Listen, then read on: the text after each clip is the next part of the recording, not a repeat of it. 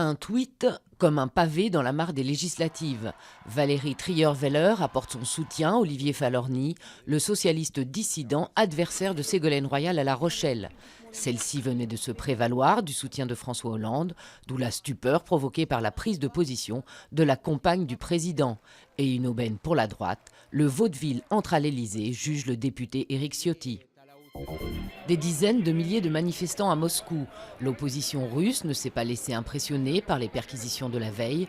Objectif, continuer à réclamer une Russie sans Poutine. Au même moment, le chef de l'État lançait un nouvel avertissement à ses adversaires.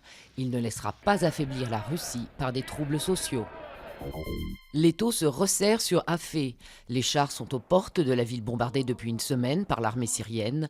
L'ONU, qui craint un nouveau massacre, y a réclamé un accès libre, mais les observateurs ont été empêchés de s'y rendre.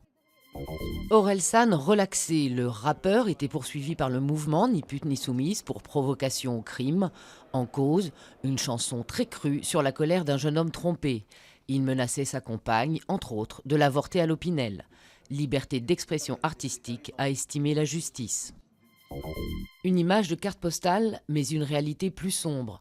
Perché à 3812 mètres d'altitude, le lac Titicaca, berceau de la culture inca, est aussi l'un des plus pollués au monde.